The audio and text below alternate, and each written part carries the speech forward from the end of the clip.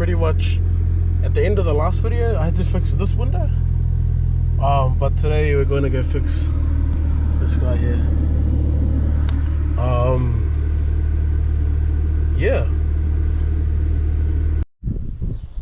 so I forgot to record everything. Pretty much it's all done now. Spit the spiff sort of be out. All done through insurance. I didn't have to pay anything.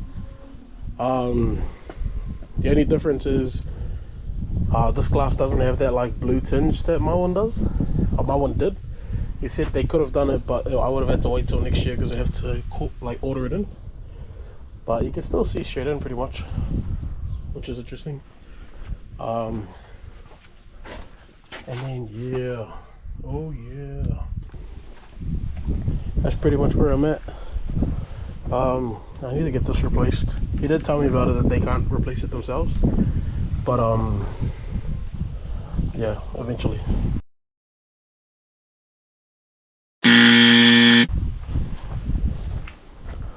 But yeah, that's the car. It's back on the road and very happy. This one though,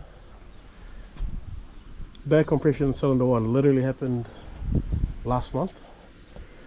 I was hoping I could fix it, but I thought it was like a, because it just kept showing as like a misfire. So I was like, oh, I'll just change spark plugs, I'll just change this, that, and then spent like, how much I spent? Like just over $1,000 trying to fix it, and then I finally took it in. Compression test, yeah, compression's done, so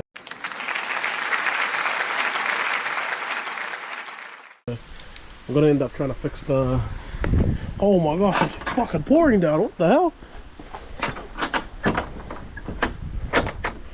I can't remember if I put the windows up.